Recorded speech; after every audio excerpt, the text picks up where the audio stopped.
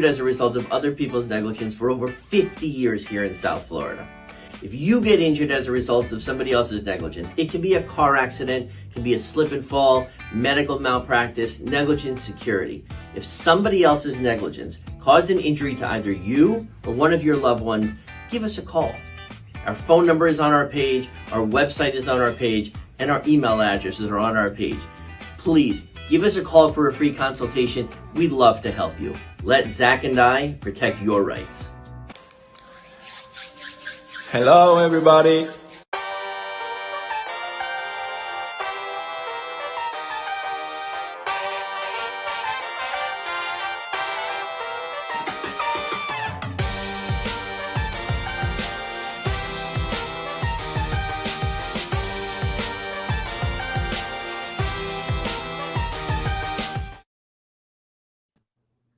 Hello and welcome to the edition of FOF Live presented by Burger and Hicks. As always, you can check out Burger and Hicks on their Instagram, TikTok, and we'll have their information down below with their phone number and their website. And Marlins fans, what a series it was for the Fish, as we will get into that in their series against the Braves. But first, let me introduce the panel here tonight. We have Eli Sussman, we have Nate Karsmer, and joining us today, one of the best draft people that we know had to come on right after the draft, talk a little bit of the new guys hopping into the Marlins system. It is Jab. Jab, it is great to have you on. And when are you going to be picked up by the Orioles? Hopefully soon, and then get traded to the Marlins. That wouldn't suck. Yeah, we'll get a little bit into those trades between the Marlins and the Orioles and how those guys have been performing for both of those teams. But first, let's talk about the Marlins against the Braves. Let's do a little bit of a series review in which the Marlins split the series with the Braves. I don't think too many of us had that going between the Miami and Atlanta. But Eli, I want to go to you. It just seems like the Marlins have been somewhat of a good team since the All-Star break. They've not lost a series in their last 5 series, all against competitive teams. Every single one of them. It was the Braves, most recently, right before that, the Rays, then the Brewers before that, the Orioles, and the Mets as well. Like, they've not lost any of these series.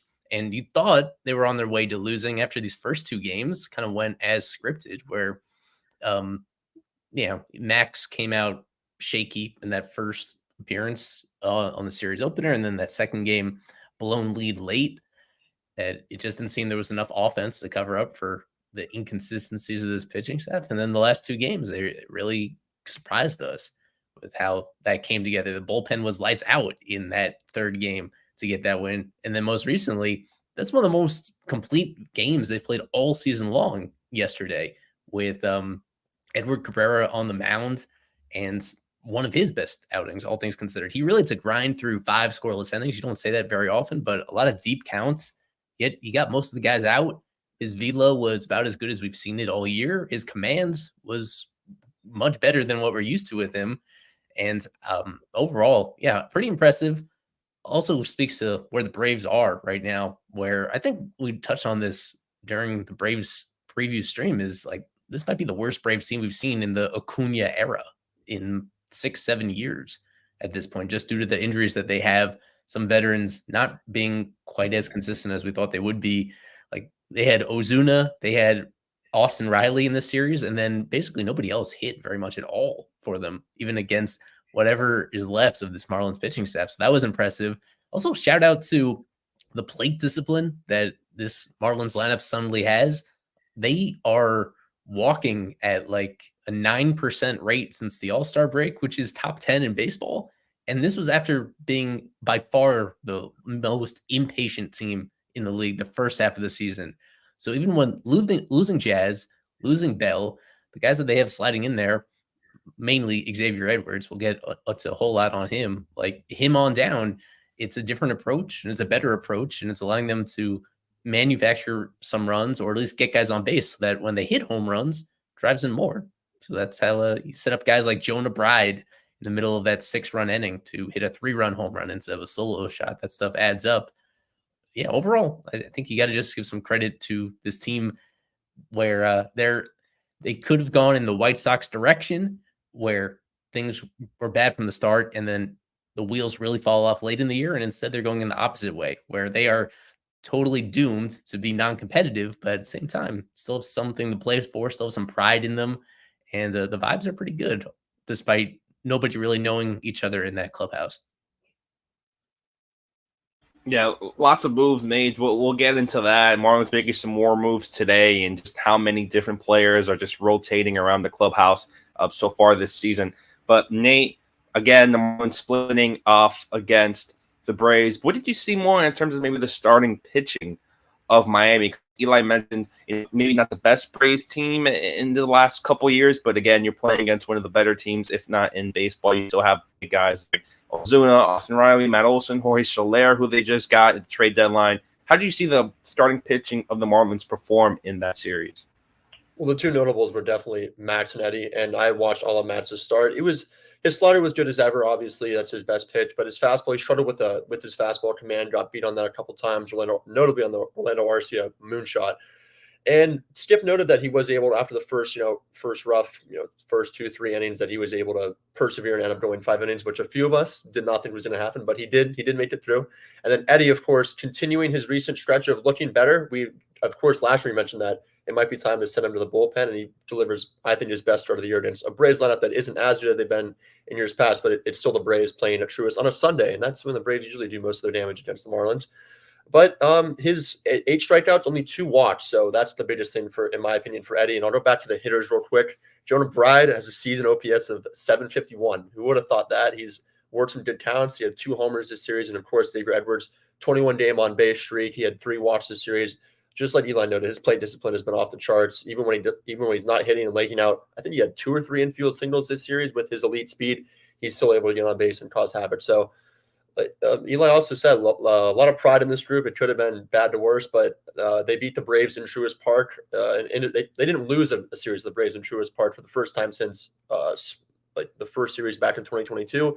And the last game was against Matt Fried, threw a Maddux against the A-team Marlins back in April. So you just never know. That's the beauty of baseball, and I'm impressed with these guys, the way they've been able to fight and just put wins together. So a lot of pretty good teams.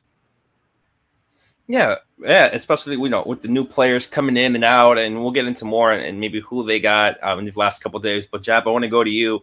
One of the players I want to mention, Kyle Stowers, again, who they traded for in the Trevor Rogers deal, Connor Norby, just a week ago. And Kyle Stowers, maybe his beginning of his Marlins tenure is maybe not the way most fans have wanted him to go. Very slow start.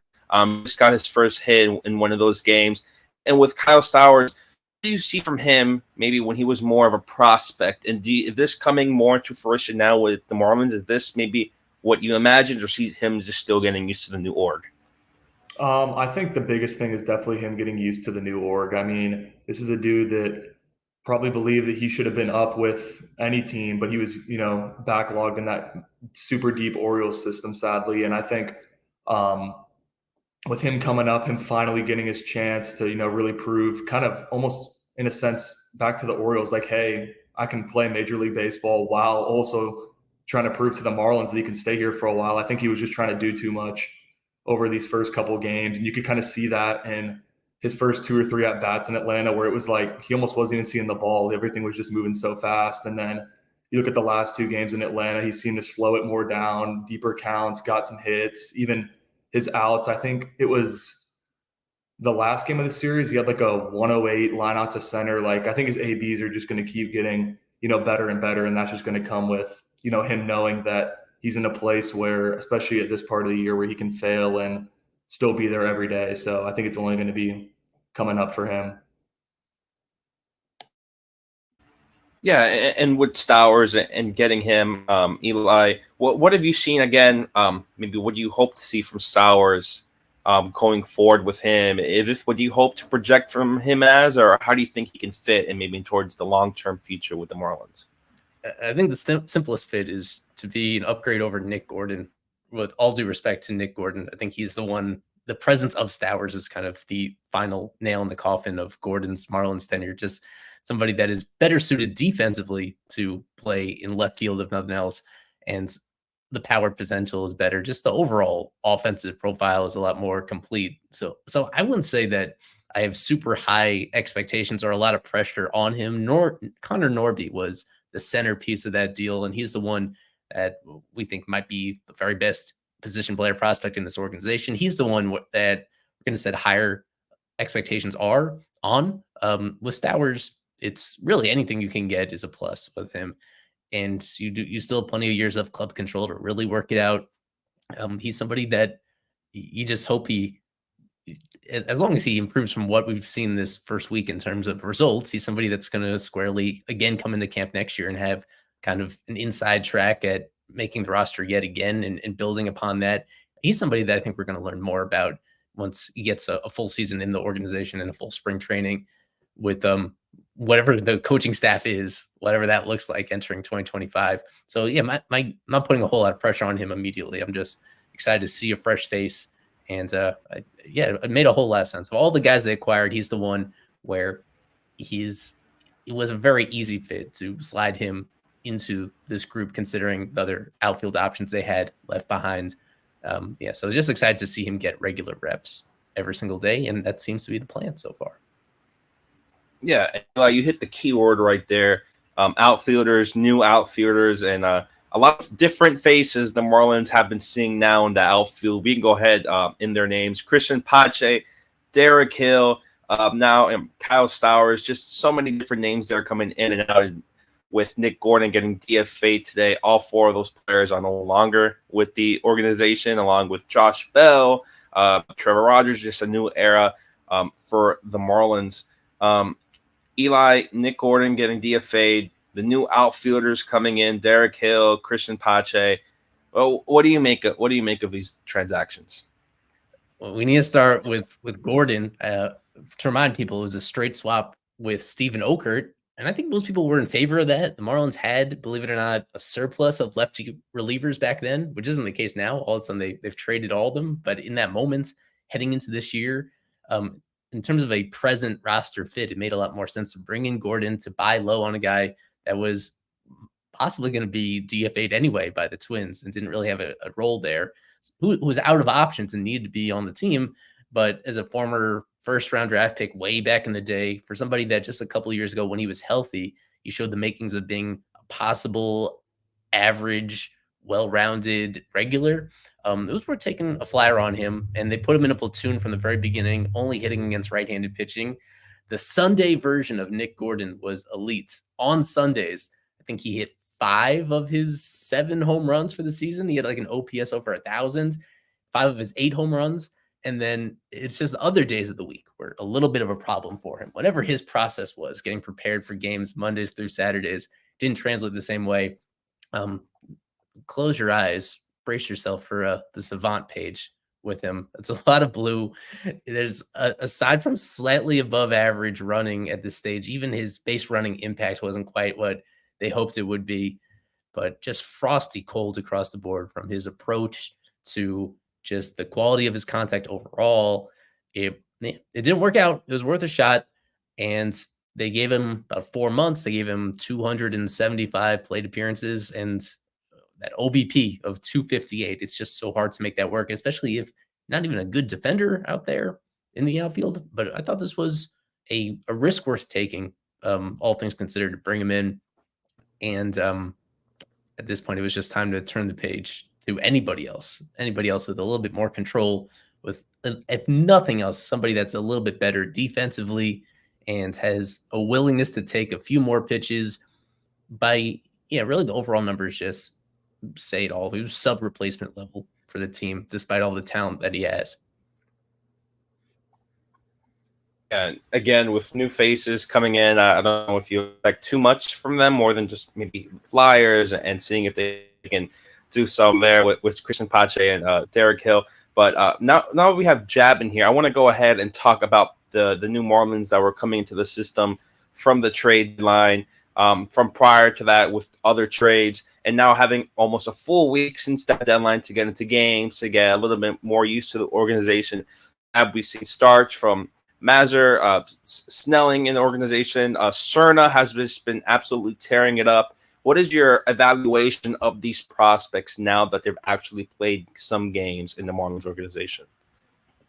Yeah, I think they did really well with the deadline. And I think what I like the most about what they did is they got dudes that are really close to being able to play in the big leagues. Some we may even see at the end of this year. And I think what I like the most about them playing as good as they are right now is they're really carrying and hopefully going to continue to carry this momentum potentially into 2025. So when all these guys are coming up, they see, so for instance, potentially, De Los Santos will get called up this year. And if Ramirez, they choose to wait till 2025, you can see, De Los Santos going to rake like he is.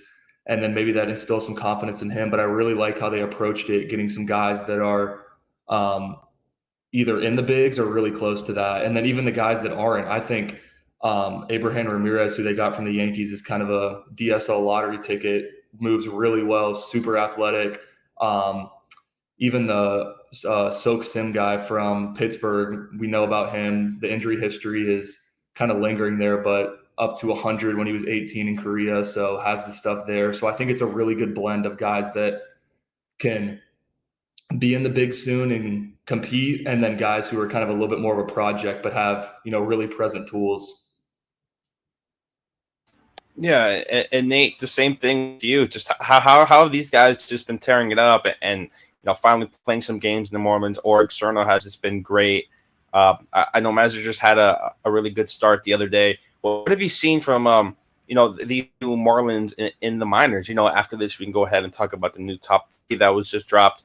But what have you seen? I know De Los Santos again has just been tearing up the ball as well. They've kept us very excited. I'd say that I've for the first time since the days of Isan Diaz and Monte Harrison, I've been checking out every level of the minor league. So that's a good sign. Davison De Los Santos, of course, people were saying could have been him playing in Reno and inflated homer numbers, but he put out a 460-foot bomb on Saturday, and that was show stopping. That was a amazing swing from a guy that has a ton of power. Of course, Jared Serna, he's hit 400 or 500 since being traded over to the Marlins. He's been absolutely amazing. Solid defense as well. He's just been bat to ball, which we knew that he excelled at. And I haven't seen the power as much, but he's still looked very good. Very excited about him. We went back and forth on him or potentially Carter Johnson. We'll get to the top 30, of course, but with the way he's introduced himself to Marlins and the Marlins fans, he's got himself a lot of attention, deservedly so. Robbie Snelling started. He looked very good. He gave up 4 of his hits, or 3 of his 4 hits were infield singles, I believe, if that's right.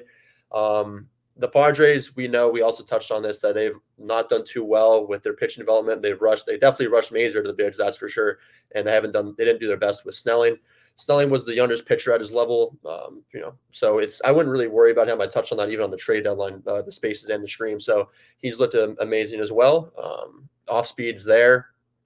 And of course, obviously Ramirez hasn't been as good. Put a ball out on Saturday that could have went out, but he's been kind of limiting the strikeout numbers, and he did throw someone out. So we have progress with him behind the plate. So I'd say everyone very encouraged. Just amazing return thus far, just keeping us excited. And I want to touch on Ramirez too. I was looking yesterday, through a couple stuff, and even though he's only played about 6 games, I think Ramirez has only swung and missed it 1 pitch in the zone so far. So between Ramirez and even De Los Santos, I know De Los Santos has cut his chase down by almost 15%. Ramirez is making a lot of contact in the zone. So I think with him, it's just a ticking time bomb for when he's going to really break through and start to really produce. So, because you can see here the power's there. So with De Los Santos, I was trying just very hard not to overreact to his first 7 games, because they've been amazing. Not just with the power production, but also the fact that more walks than strikeouts from a guy that wasn't walking at all. And really, that was the main question mark about De Los Santos coming into this organization is, wow, this approach is going to need to change. Otherwise, he's not going to be successful against MLB stuff. And you see right here in his swing percentage, just off the charts in the wrong direction. And so far, small sample, it looks really good so far. So don't want to overreact, but Davison is definitely the guy that I'm sure is going to capture the casual fans' attention because of the power he has, because of the crazy raw numbers he's put up, and how good those numbers are, even if you make the adjustment. The fact that he's super young for the level of his competition, and so far, so awesome with him, where the upside is really tantalizing with him. That was from the Puck trade for people not keeping close attention. It's what's great is that from so many of these different deals, there are guys to like. There is Shim from the Brian De La Cruz deal. There's him, De Los Santos from the Puck deal. There's Cerna and Ramirez from the Jazz deal. There's Robbie Snelling from the Tanner Scott deal and all these guys. So it's not a single move seems totally wasted, except for the Josh Bell salary dump. And I already was a little critical of the organization for just giving away Josh Bell and not eating a little bit more of the money. Outside of that, it was a really well executed deadline, just making the most of what they had in this situation. Yeah, we mentioned some of the players and going into their top 30. I want to go a little bit back with Agustin Ramirez, just because the Marlins' troubles, it seems like, with the catcher position and developing a true catcher for the future. And with Jab, I want to get your opinion with Ramirez. I believe some limiting him defensively, maybe not the best defensive catcher. Do you see him more? Can he be that frontline catcher for the Marlins in the future, or do you see him shifting very close to first base or maybe even third? I think definitely if he's not going to catch, he's going to play first or DH. But I think I really want to see him at least give them a shot at catcher because, his catching actions aren't really there, but he has a really strong arm.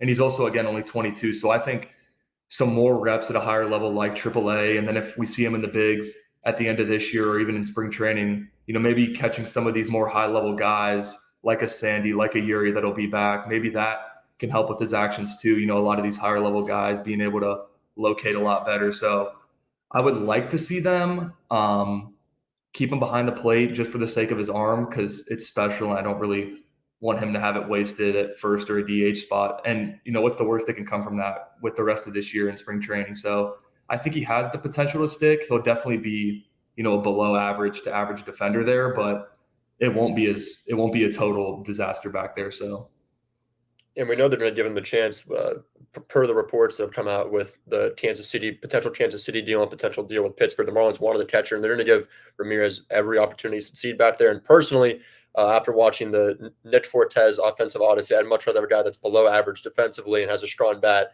So I think Ramirez, like you said, a very, very strong arm. So if he can just fake it back there, touch on maybe a couple of his actions blocking, I think we could have Ramirez behind the dish.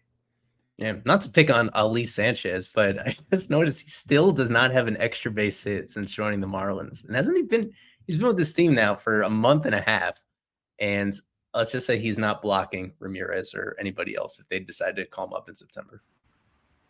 Yeah, we'll see what happens there. Let's get a little bit into our press box report. We'll then do a little flip fish after that break and then go into our top 30. But joining us from the press box report, Mr. Isaac Zoot, to give us a little bit maybe what Skip has said, what he's seeing there as the Reds come into town. Isaac, what's up? How you guys doing? Can you hear me okay? We can hear you a little too well. It sounds like the press box is deserted. No, yes, I'm in a private little suite room over here because I failed to bring earphones like a bit of an idiot, but I'll try and keep my voice down. I have to say, I know we haven't said this, I don't think all year long. The vibes seem pretty high around the ball club right now. This is a team that has not lost a series since the All-Star break. They came out of a really tough 2-0 hole in Truist Park and came back to split the series against the decent Atlanta Braves. Skip Schumer, obviously things were a little bit sour. Nick Gordon has been designated for assignment. We'll get to that a little bit later, but the vibes are quite high at Lone Depot Park, and that's something that I haven't been able to say all year long. The vibes are high, and that's the way I would put it. Yes. Thank you for setting that up. Isaac, talk to us with Skip. What did he mention to you guys? I know he came in pretty late with the team, with Hurricane Debbie there. Just what have you seen from him? What is he saying? I know there's so many transactions going on with the team. He's still trying to learn the first names of some players. Yeah, so he mentioned that pregame that it's like basically a spring training game every single day because every single day there's a whole different roster that he's got to construct the lineup with. So it's been a little bit tough on him. He's sort of made that joke a few times during today's pregame presser. But yeah, he touched on Gordon and he touched on that center field will sort of be a rotation between some Vidal Brujan, a little bit of Hill. Sowers will mostly be in the corner outfield. And Pache will obviously get a lot of center field time as well. So he sort of touched on that rotation. He mentioned that he really liked Jake Berger at first base for the most part. Now with Bell obviously gone. So I don't know. That's sort of now that there's an open 40-man spot, I know there's a lot of speculation. I think he's sort of hinting that we'll see De Los Santos at third base at some point. Either him or Norby, someone's going to be playing third base that's not named Jake Berger. So that's sort of exciting. And, obviously with the parting words about Nick Gordon were really nice, just saying that how he was the heartbeat of that clubhouse for during the dark times of this season. The beginning of the season was awful. The middle of the season has been really tough. And then things are sort of going to get better now, but he just really had nice words to say. And just unfortunately, the production never came with Nick Gordon. Offensively, defensively, nothing really sort of came from Nick Gordon. So we wish him nothing but the best. We should probably get into these injury updates because there's one very particular that I think is noteworthy here. All these guys, pitchers. So the one guy missing from here is Dane. There was nothing on Dane Myers. Nothing on Dane Myers. They did not mention it whatsoever. You talked about it with Simpson. His rehab outing was rained out yesterday, so he's going to pitch. We try to get exactly how many innings or when he's going to throw. I think he's going to start the game and maybe throw 1 to 2 innings. Should be back in the big leagues maybe a week and a half, 2 weeks. And then the big one, as you see, it was sort of taken by surprise because the way it was read to us was that Luzardo, improving forearm and shoulder strengthening, will rest for 6 weeks. And I was like, so does that mean no throw? He will not throw a pitch. He will not play catch. He will not throw a bullpen for 6 weeks. There are 8 weeks left in the season. He is done for the year. Caputs, that pretty much eliminates any possibility of an offseason trade, I would think as well. So really tough end of the year. Really tough end to a really rough year for Jesus Luzardo. When he was healthy, he wasn't exactly what we saw last year. And wow, the injury bug really came to bite him this year. The other ones were kind of positive. You see Weathers continuing to throw. He and Braxton are coming to Miami and throw here. I think that's sort of a step in the right direction because that means after they're finished here with their rehab, they would go to start minor league rehab games perhaps. So those are the good news. But the really tough one to swallow is Luzardo. He is done. Yeah, really fascinating one because I've been ultimately it's really rough on him, but at the same time, it would make the start of next year a little bit more exciting. And then just the ripple effects of potentially now are the other starters going to be more available if we see Weathers by the end of the year, if we see Braxton by the end of the year, does that just make it even more likely that one of them gets dealt?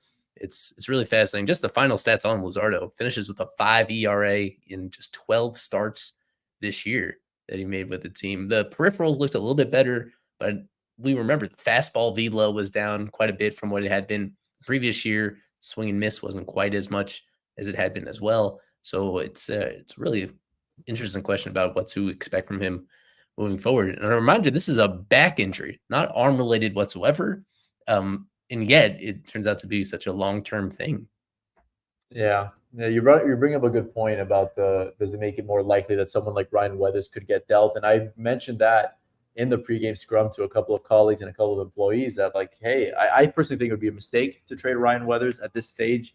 He's just got so much value right now, and I think he's one of the younger guys. It's a shame that they can't trade Luzardo right now, but hey, I know there's no incentive to be super competitive next year, really, with them trying to get the number 1 pick again, but if fully healthy, assuming Luzardo will be fine by spring training, you're going to have Sandy. I don't know if you'll really be back right away, but you have Weathers, Braxton, Luzardo, and then maybe one of Snelling, Mazer, a couple of other guys available as well. Max Meyer, I don't know what they're going to do with Edward Cabrera, but it's going to be very fascinating to follow what they do. Maybe they'll keep those guys to have real big trade chips in the trade deadline next year. We'll have to wait and find out. Since they were last in Miami, obviously tons of movement.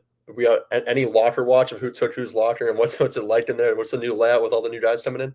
Who was it that took Nick Gordon's locker?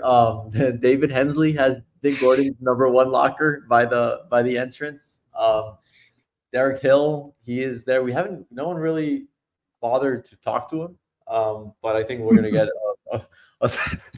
a scrum tomorrow with him, I believe. Yeah.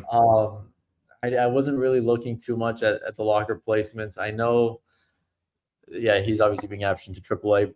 Brett DeGoo, I assume that's how you pronounce it. The pronunciation we got was DeGus. DeGus, okay. Yeah, something, I think it's DeGus. All due respect to Mr. Brett, following his career very carefully up to this point, but got some major league experience, several minor league options left where Hill is out of options. So we will see him with this team. And Yeah, well, for what it's worth, the lockers were sort of set up. Nick Gordon, Jazz right next to him, and then Puck.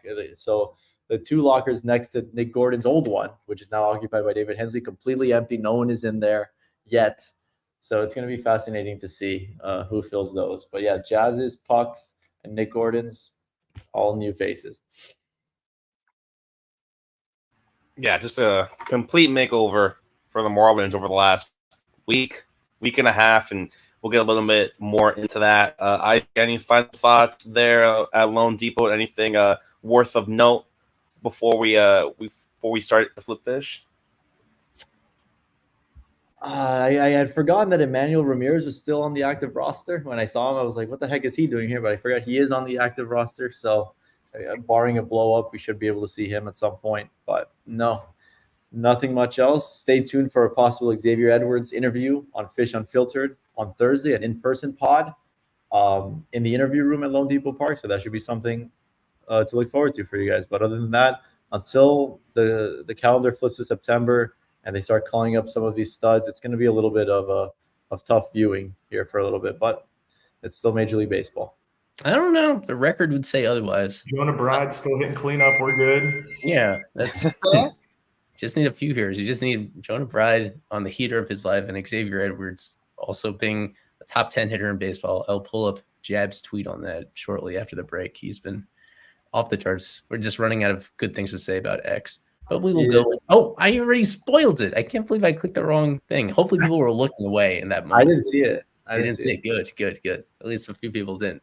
Flip Fish, choosing a guy that played for both of these teams during their major league career at some point. This one was supposed to be relatively difficult. I think it still is if you were looking away for about 6 seconds while I inadvertently put it up on the screen right there. Yes, playing somebody that had a very long big league career. And why is it that I keep misplacing these things when it comes to Flip Fish in time for this? Come on. There it is. So it's a left-handed pitcher, long since retired, played in the big leagues from 91 to 2011. 15 WAR career overall, 900 games, so mostly a reliever, all things considered. If you didn't accidentally see the answer already, chime in the chat. We'll reveal it on the other side of the break, get a little bit more into our prospects list, a little bit more into this upcoming series as well. So stick with us here on FOF Live. We have been representing people injured as a result of other people's negligence for over 50 years here in South Florida. If you get injured as a result of somebody else's negligence, it can be a car accident, it can be a slip and fall, medical malpractice, negligent security. If somebody else's negligence caused an injury to either you or one of your loved ones, give us a call. Our phone number is on our page, our website is on our page, and our email addresses are on our page. Please give us a call for a free consultation. We'd love to help you. Let Zach and I protect your rights.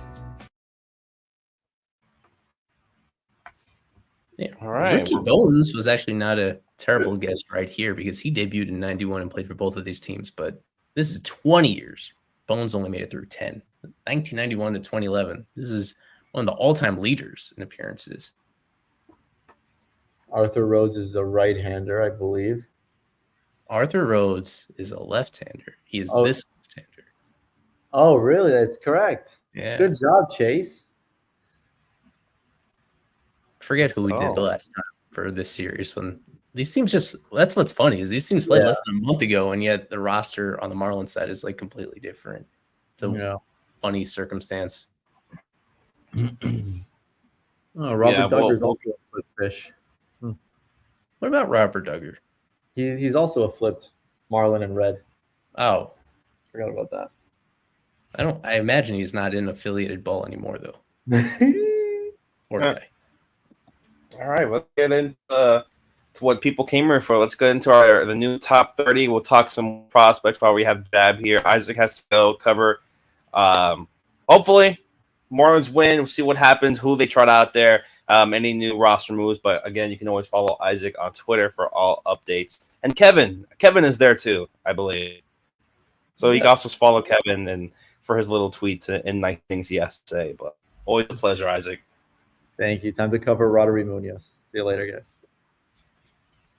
while Isaac is there to catch a Rodri Munoz home run, let's see the new Marlins top 30 from Fish on First and Fish on the Farm.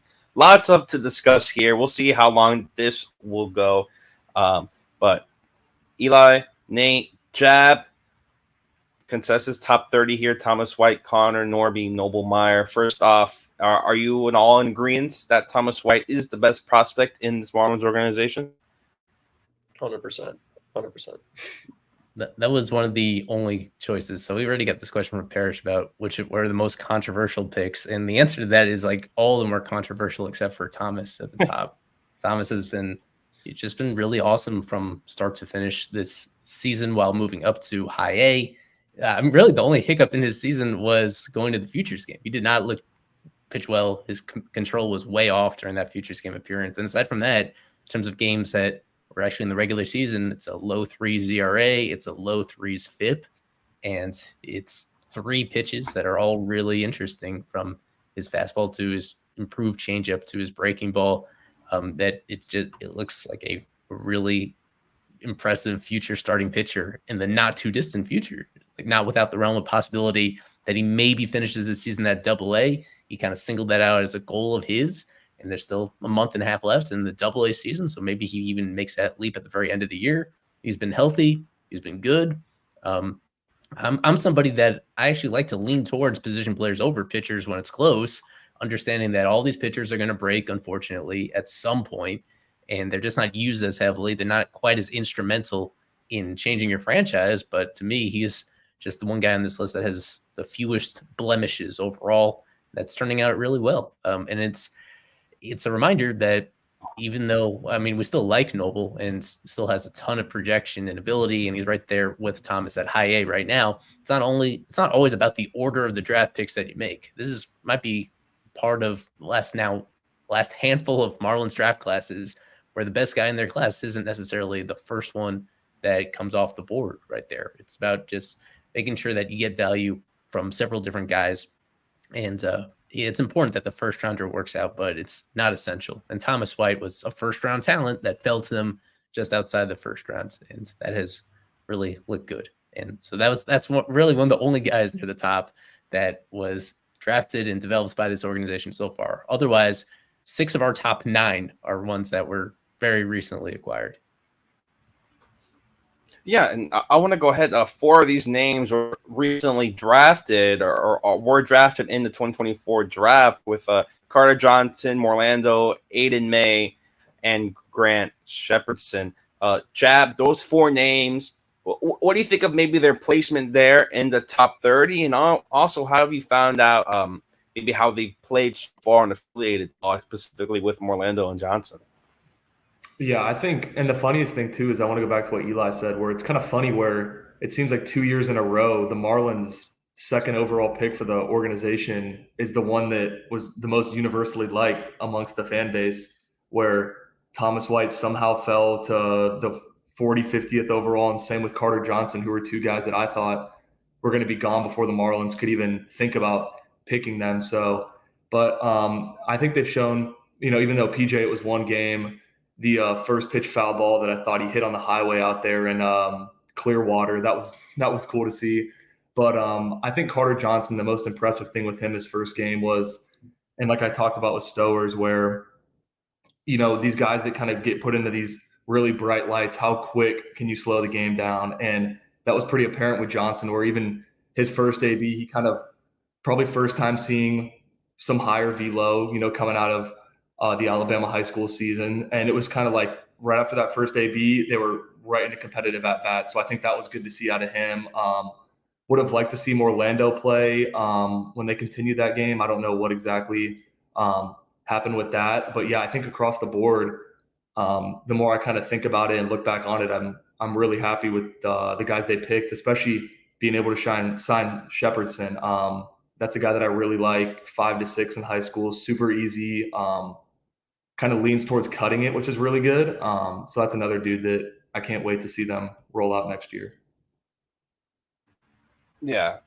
Eli, you mentioned some controversies. I think one here, I don't know if it's too much of a controversy just because how he's been playing, especially since getting drafted, and that is Mr. Jacob Berry not making the top 30 in your list, former first-round pick to go from future of the franchise to being below guys like Graham Pauley and John Shim and maybe guys who have yet to really prove themselves or at all in the Marlins. And what has just been the matter with Jacob Berry? Is he an honorable mention or is he so far down below the prospect list? So the first thing that why this is a fun exercise is because there are guys that I like that are not in this top 30 that can still be useful big leaguers and in the not too distant future that are not on this list. Now, to be frank on Barry, he's not particularly close at this moment. He had that stretch not that long ago, I guess June and most of July, where he was hitting at a very high level, a lot of line drive, singles and doubles at AA. He's improving, but I mean, the larger sample kind of just speaks for itself. It's a career 656 OPS in the minor leagues now through 230 games for a guy that doesn't have a position. And like, he's one of the only guys on here that I just list straight up as a DH moving forward. I have no idea what position he's going to play and provide anything close to average value. So he needs to rake, and the power just isn't there. It's 6 home runs this year. It was only 9 home runs last year. It's less. He's just not quite sneaking the ball over the wall as much as he did in college. The plate discipline has been a lot worse than they thought it was. So there are other guys that I think just have a higher likelihood of being decent big leaguers. Of the guys that are just outside the top 30, there's somebody like Nigel Belgrave, who from last year's draft class, he's already up to AA. Amazing slider, dominating right-handed batters. It's going to be a reliever only, but he's somebody that's going to be at big league spring training next year. And I think he's going to get called up within the next year. And that's a guy that I couldn't quite find room for on this list. There are, if you go to the really lower levels of this organization too, like there's Kaner Benitez, this left-hander in low A Jupiter, who you can make a strong case should be on here, who already has a very impressive changeup to go along with good control so far that he's showing. They have a handful of those young pitchers that are coming along well, either in rookie ball or in low A, that you can make the case for right now, in addition to who's on here. It's just, they added so much depth at this organization. At the top end, I still have reservations about basically everybody aside from Thomas White. That is still one area that distinguishes this between what it is now and between being a great farm system. Is it's still a little lacking in high ceiling talent that you can realistically see as all-stars in the future, but it's a lot of quality depth.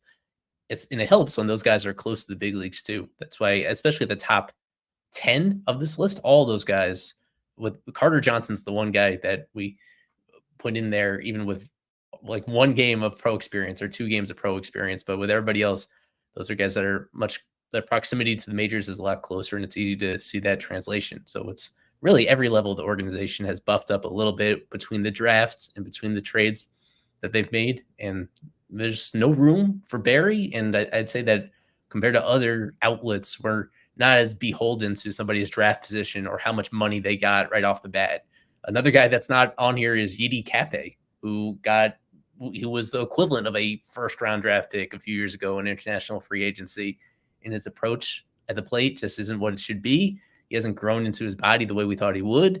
It's not sticking defensively, not translating to as much defensive value as we thought. And he's also been out with an injury. So that's somebody that still has a potential. I think he's still 21 years old, and he'll probably get back to playing in minor league games next week or the week after. Like, there's still hope for him. There's still hope for guys outside the top 30 to be productive players. But we like to limit it to 30 here in order to, otherwise it took almost an hour and 20 minutes last night to like make these decisions. And I shudder to think like how much longer it would take if we really expanded from here. But yeah, you can make the case from it. It's just that I want to make some decisions in order to actually talk about this stuff publicly and move forward. But it was a whole lot more fun to do this exercise than it was even a few weeks ago before all the trades went down.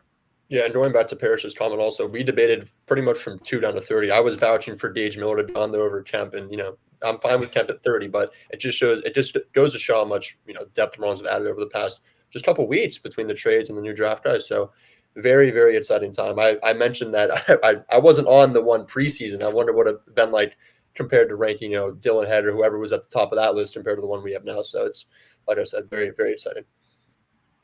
Yeah, and with this list, again, any controversies with Victor Mason Jr. being 10th, Dylan Head 11th, Dax Fulton, who hasn't pitched in so long, being in the top 15. Jab, when you're looking at this list, what stands out to you? What is one thing you're looking at this and you're like, all right, I want to change that one?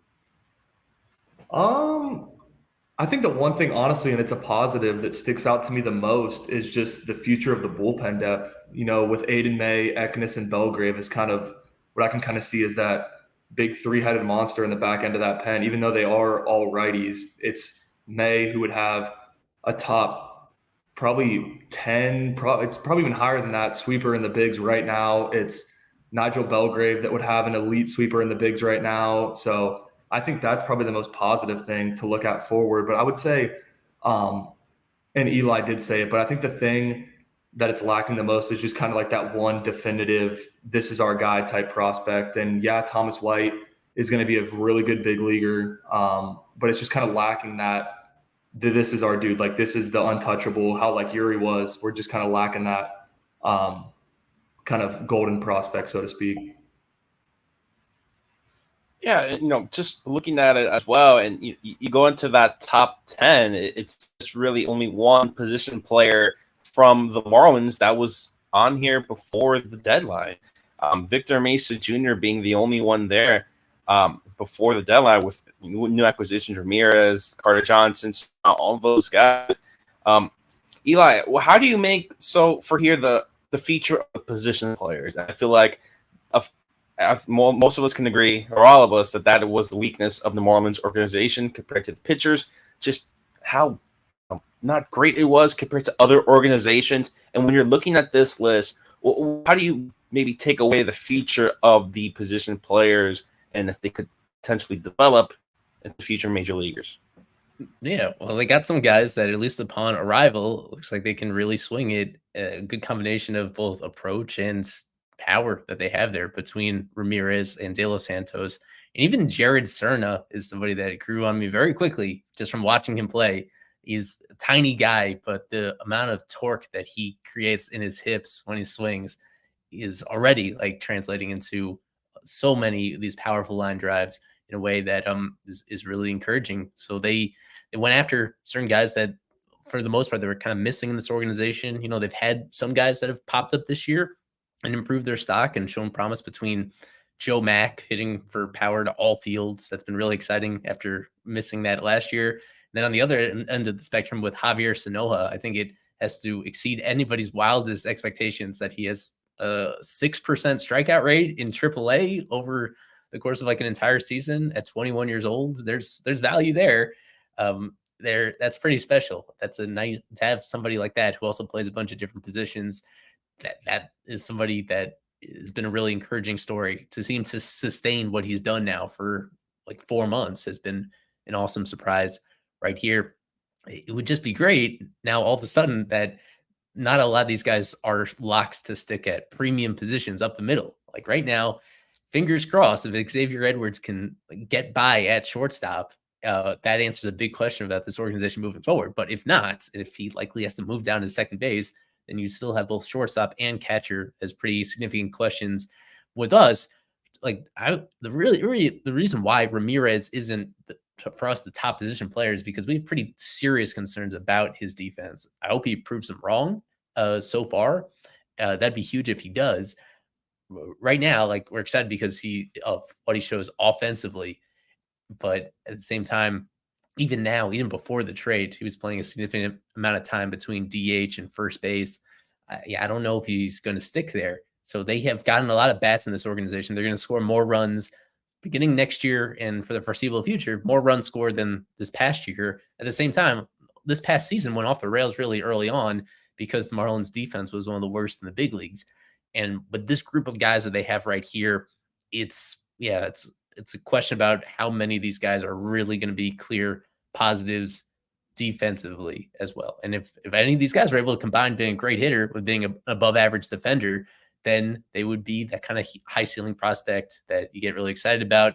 In lacking that, you might have to wait until next international free agency when they bring in Andrew Salas as their top overall guy. And then the following draft, where fingers crossed they're picking as close to number 1 as possible, they'll have now opportunities to pay up at the very top of international free agency in the draft in order to get those high ceiling guys. But for the moment, it's still there's still a question about who they're going to build around from this group. And hopefully we start getting some answers relatively soon, just because of how close to the big leagues some of these guys already are.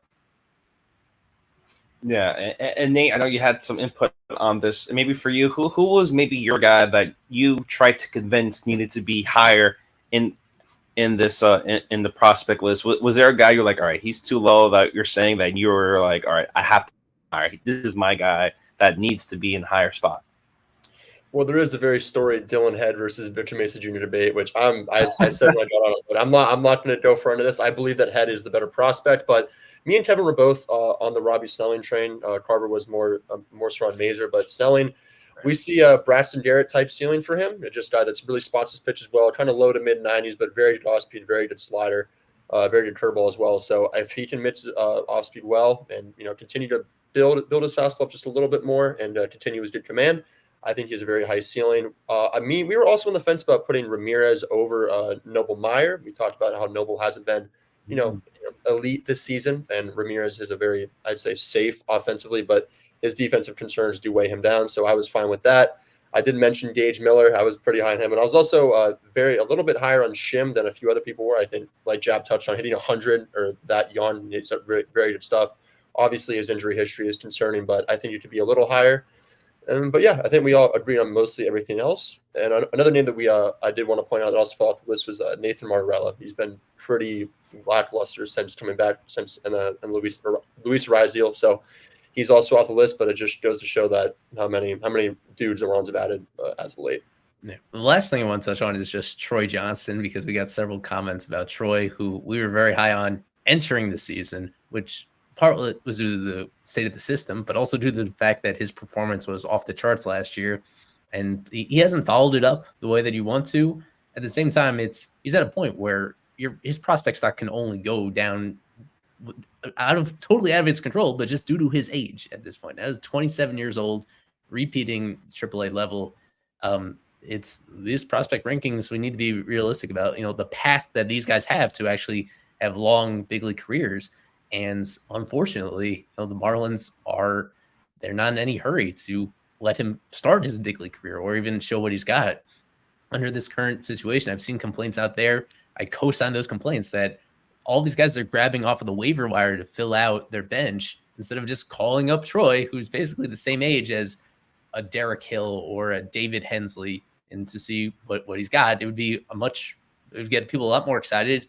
It would certainly send a better message, I think, to guys in the organization if you reward somebody that's been in this org, that's paid his dues for so long, just to see what he has, even if you're skeptical about it.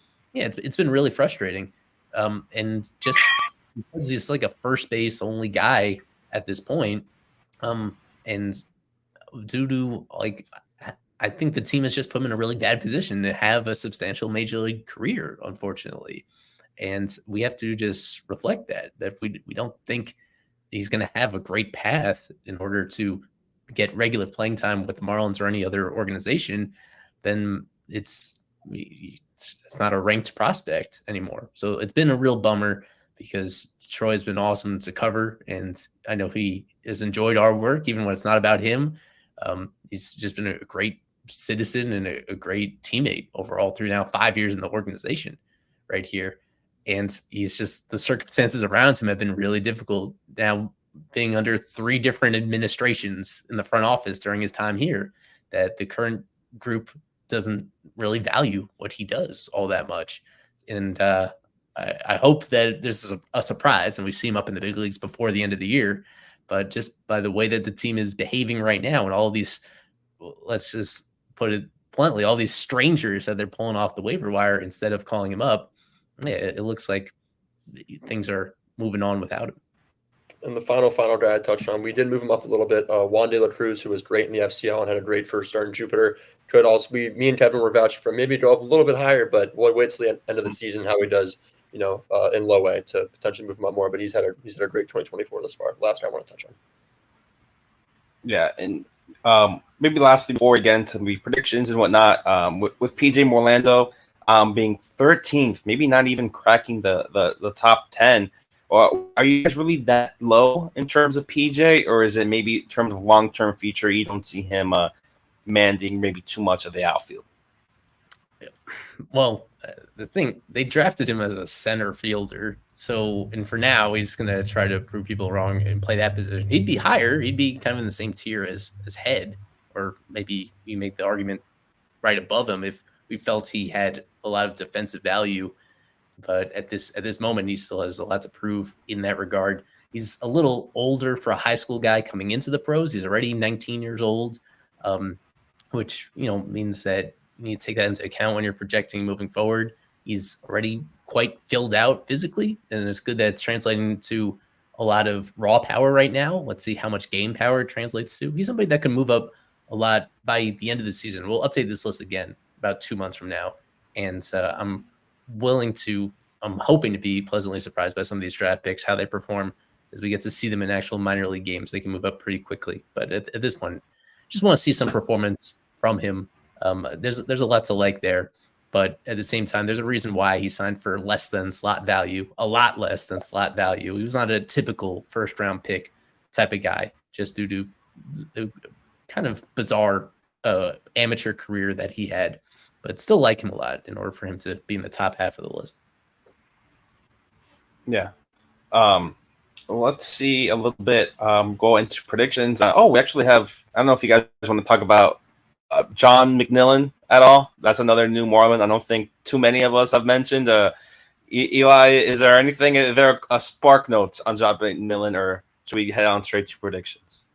Highest strikeout rate in Major League Baseball history among guys that have faced at least 10 batters. That is my stat on John McMillan from the little opportunity that he got last year. Yeah, they're buying low on a guy that for whatever reason, a lot of stuff went wrong for him this year, performance-wise and stuff-wise at AAA. But I like the gamble on him. Probably won't see him until the very end of the year. He needs to get things straightened out in Jacksonville first. I think, too, an interesting thing was I think his average fastball velo last year was like 98.4, something in that range. And this year he lost about 2 miles an hour on his fastball that trickled down to all his pitches. So I'm kind of here for the Marlins taking a flyer on a guy who has a really, really good slider. I think I posted it. It was like a top 20 slider stuff plus last year, and kind of banking on, if we can find out if it's a lingering injury or a mechanical issue, if we can get this guy back to where he was, I think he 100% can get big league outs in a low to mid leverage role. So, yeah, I think with that is perfect time to predictions as we are cracking up right up into the hour. Went a little long with the top 30, but you guys put so much effort. It was worth some extra time to chat about these guys. This is prediction time. I don't want to toot my own horn here, but I'm really good at this. Yeah, and a lot of people are good at this. As close as it gets. 7 top people in the leaderboard separated by 1 point after 36 series. Never seen this kind of drama before. This is what gets people hooked, even with the team that's going to lose 100 games. Great comp. Thanks to our super subs for their consistent insight. As you see, Daniel and Nate tied for first place along with one of our super subs, Rings. There's me 5 points behind them, still within striking distance right here. A lot of the predictions I've gotten so far have been for a series split. I know LMF is actually going with the Reds to win 3 out of 4. And we got one from Triple T, one of our other super subs, about the Marlins winning 3 out of 4. And quite a few Xavier Edwards MVP picks, Mr. Thumbnail for this stream. People think that he's going to keep it going, and why not? 21 game on base streak. It's like a 500 OBP during that streak overall. He's been pretty sensational overall for this team that we've had so far. And just want to throw this up quickly on that subject. Jab pointed this out. Among minimum 130 plate appearances, 10th, not just in getting on base, not just in batting average, but in WRC plus, all things considered, right between Gunnar Henderson and Marcell Ozuna is the Marlins leadoff guy their shortstop, basically his first full month as an everyday big leaguer, getting this opportunity, absolutely crushing it, exceeding everybody's wildest expectations so far. And it really does cycle. hit the cycle as well. It having a franchise shortstop potentially that would change the outlook of the organization quite a bit. And we have 2 more months to see how legit he is on both sides of the ball, offensively and defensively. But it's been awesome so far from X. Yeah, definitely incredible from Xavier Edwards to see him in that. Let's see how it could go forth in the coming weeks, months. But let's get into our predictions for the Red Series. And do remember that it is 4 games, so split 3-1 either way. Let me just make sure I played the press box prediction from Kevin and Isaac. Alrighty, Marlins Reds 4-game set. I'm gonna say that the Marlins will split, and Jake Berger will be my series MVP. I think that the Marlins will split as well. This player will get the opportunity against the left-hander Abbott. I'm going to go with Jesus Sanchez. Back to you, Eli. Now let's take our turns. All right, leading us off, Mr. Nate. This is an interesting one. The Reds have been playing kind of lackluster since the All-Star break. Marlins have been very good. So I'm going to go for a split. In Series MVP, it could be Jeimer Candelario. Absolutely kills the Marlins. Could be South Florida native Jonathan India, but come on, guys. It's going to be Xavier Edwards. He's going to extend his on-base streak to 25 games. He's going to keep doing what he does, putting balls in play, getting on base, stealing bags. Yes, man. Eli. I have a series split, 2 games apiece for each of these teams. But for my MVP, going with the other hot hitter in the heart of this Marlins lineup, Jonah Bride. Jonah Bride, series MVP possibility. Why not? It's been power. It's been some timely hits that he's been making. And this is somebody we had circled when the Marlins acquired him. That there's more potential here than the surface stats would suggest. It took him a little while to get going. Now he has gotten going right here. So I think he stays red hot, at least for these next 4 games. I'm going to keep the series train going. I think they're going to split the series. But my MVP, I'm going to go with the hometown boy on the Reds, Jonathan India. That's 2 home runs this series. Dad. Oh, you're muted. I think I'm going to be different. I think the Marlins win the series 3-1. I think Max Meyer, I was going to pick him as my MVP. I think he's going to take advantage of the swing and miss in the Reds lineup, but I got to go with Jonah Bride as the MVP. He's going to keep swinging it, and I got the Marlins winning the series 3-1. All right, that's it for prediction time. That may be the first time ever we've had multiple Jonah Bride for series MVP. That tells you where the Marlins currently are as of right now, where Jonah Bride is getting series MVP and could actually be very favorable into him getting it. But as always, game's about to start. You can go ahead, follow Isaac and Kevin. They're going to be on site for this. This is going to do it for this FOF Live presented by Berger and Hicks. I'm Daniel, Eli, Nate, Chab, always fish.